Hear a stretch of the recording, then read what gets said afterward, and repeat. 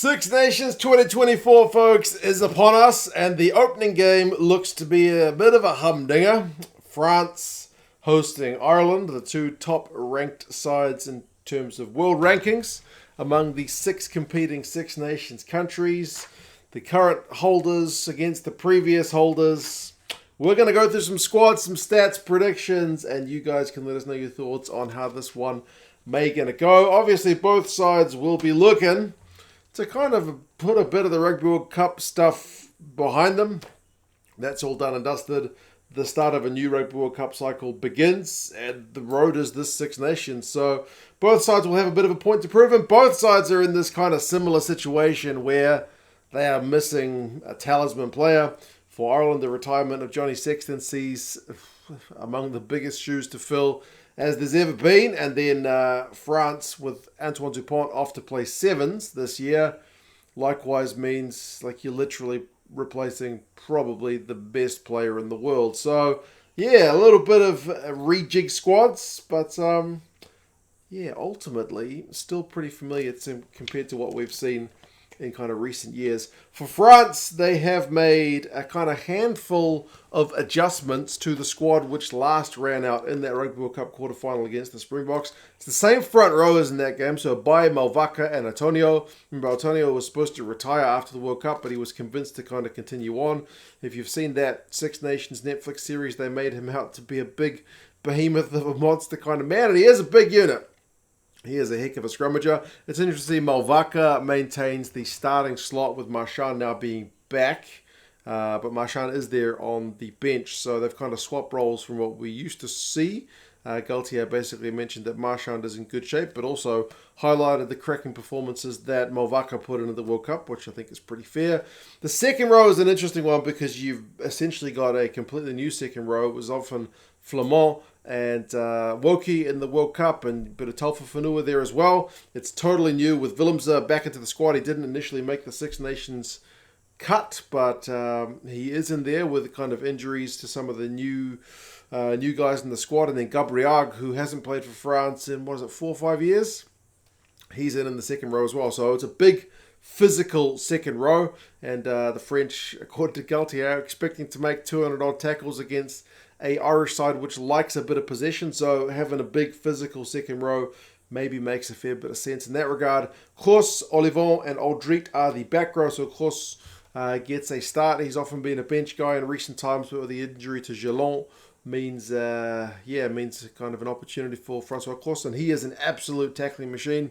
So in a game where you're expecting to make a lot of tackles, he's pretty much a perfect candidate. Alldritt captains the side in the absence of Dupont, and I would expect him to be probably France's top ball carrier because the man loves to just carry the ball into contact. That's kind of his thing.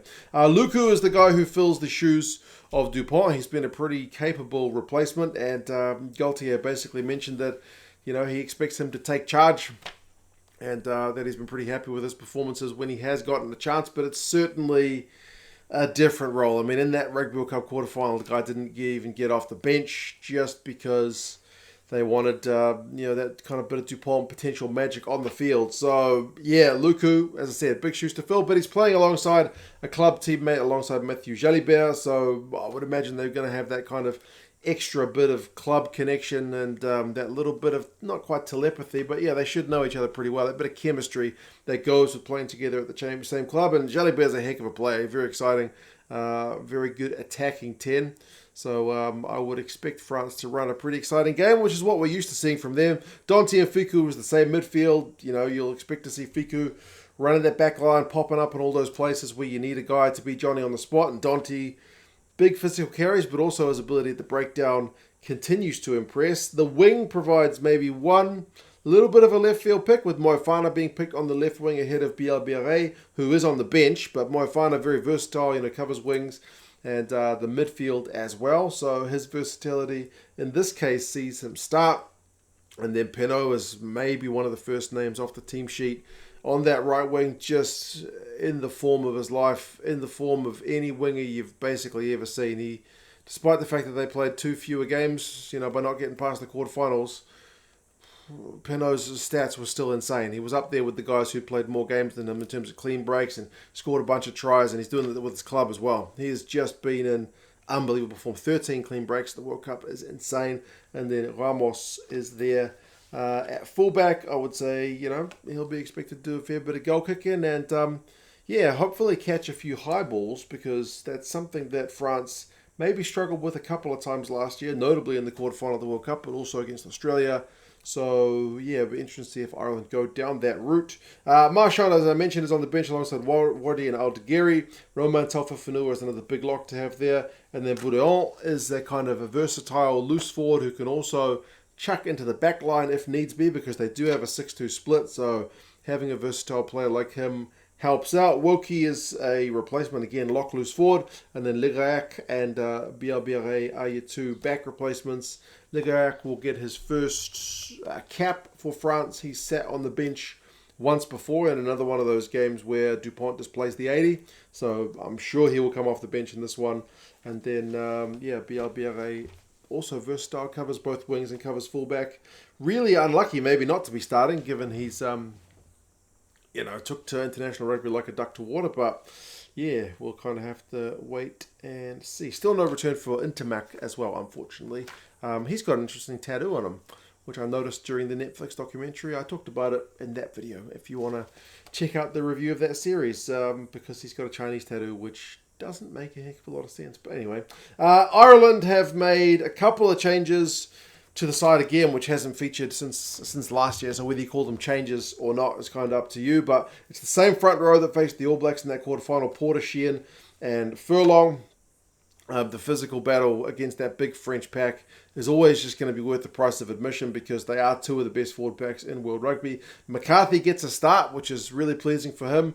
I saw some stats about him the other day being one of the most effective second rowers in multiple categories, like defenders beaten at run meters and whatnot. So his impact on the game will be a fascinating one to watch. And then Tyke Byrne alongside him, always a threat at the breakdown and always a tackling machine in his own right. Peter Romani captains the side from number 6. He'll also be looking to disrupt the French lineup, but the French lineup has been pretty good under Fabien Gaultier. Van der Fleer is there at 7, and then Doris is there at 8. Doris, I think, actually out-tackled Van der Fleer at the World Cup. I don't remember which guy got more minutes, but, usually Van der Fleer is right up there with a tackle count, but the fact that Doris is up there too means this side's got a lot of tackles in them as well, despite the fact that it's Gaultier who's expecting to do more tackles in this one. Gibson-Park and Crowley is the 19 combo, so, Crowley's the big talking point there, just because he's replacing Johnny Sexton.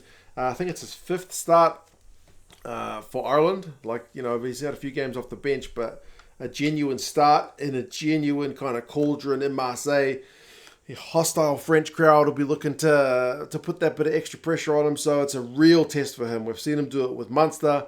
The way he pulled the strings seemed like a guy very comfortable in his role, maybe more kind of mature than what his age would suggest, but it's going to be a real big test for him at this level, because we've seen a few guys in this kind of Irish setup, I guess you could call them the pretenders to that Johnny Sexton's throne, who've looked the business maybe at club level, had a couple of games, but it's never really quite panned out.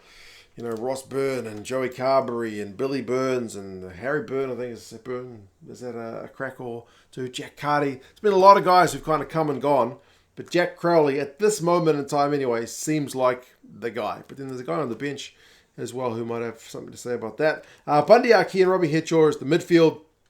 Bundy Aki was perhaps the most outstanding player at the Rugby World Cup. Like Penaud, still topped a bunch of stat categories despite the fact that he didn't play as many games as some other guys. So, unbelievable carries and tries and just linking up with his other players to put them into space was in the form of his life. Ringrose has got a shoulder issue, which maybe sees him out with Henshaw coming in for him. But if you're going to have a replacement for Gary Ringrose, Robbie Henshaw is a pretty bloody useful one. Calvin Nash also gets an opportunity on the right wing with Mac Hansen missing this tournament, and that's basically what Andy Farrell said, is this is an opportunity for him to show us what he can do. So him and Crowley, maybe in terms of that pressure in this kind of tough away game, will be the ones to really watch to see how they manage it. But, they've certainly got the skill sets. James Lowe with that big boot of his on the left wing, and then Hugo Keenan there at fullback. So the back line is largely pretty stable, but as I said, with a couple of relatively inexperienced faces amongst all the experienced guys. Bench-wise, it's Kelleher, Healy, and Bielle-Biarrey. So great to see Kieran Healy back. It would have been just not quite fitting to see him end his Irish career by not making the World Cup squad because he was injured. So that's really great to see for him. Such a servant for Irish rugby. James Ryan is also there on the bench alongside Ryan Baird. So that's a bit of physical presence to come off the bench for Ireland. And then Jack Conan also means Ireland's got a 6-2 split as well, with the two backs being Conor Murray and the versatile Cian Frawley, who also, might have his eyes on that number 10 jersey at some spot going forward, but he's going to have to chase down the front runner, that is Jack Crowley at the minute. Andy Farrell basically said he thinks the 6-2 split is right for this game, especially given the size of the French pack.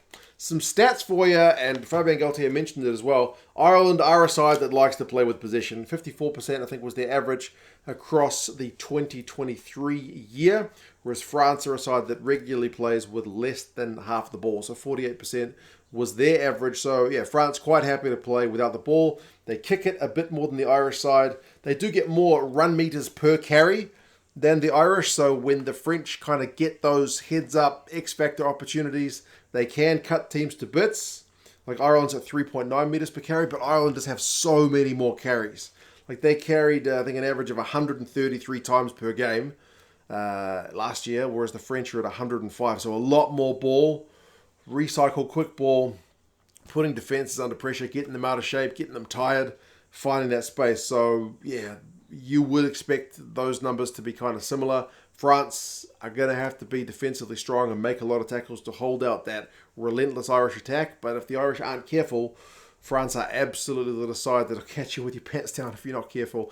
France, as I mentioned, did kind of struggle with a few high balls, but Ireland, not a team that kicks a heck of a lot of kind of attacking high balls in terms of like a team that scores a lot of tries directly from kicks. I think it was 3 last year, so not kind of real prolific either on direct kick return or those attacking, contestable kicks where you score a try straight from them. But Gibson-Park does have a useful boot, which the wingers will be looking to chase. Both sides are pretty great with the discipline. They average 10 or fewer penalties a game, which is pretty good. That's what most coaches would kind of aim for. France's lineout was slightly better last year at around about 90%. The Irish are 85%, but the Irish maul it a bit more.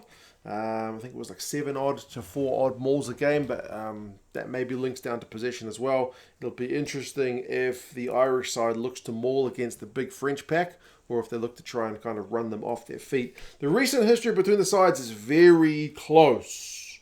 The last 5 games, you got 3 going to France, and then the oldest of those last 5 back in 2019 and the most recent in 2023, both going Ireland's way. So the Ireland 2 wins kind of bookend the last 5, but the last time the Irish managed to get a win in France was that famous 2018 game in Paris. Up until last year, Galtier certainly had the wood on Andy Farrell. France were a bit of a bogey team, but 32-19 last year in the Aviva was pretty convincing. So, these Irish guys, the vast majority of them have beaten France in recent times. The average score across the last 5, though, is Ireland 24, France 23. So they've tended to be very, very close games. It is on in Marseille, which is a slightly different mix, but it's good to see a few different venues for the French games this year with the Olympics going on there. It's a late kickoff, but seems to be a thing in France. 9 o'clock works for me because that's 9 a.m. here in New Zealand. So,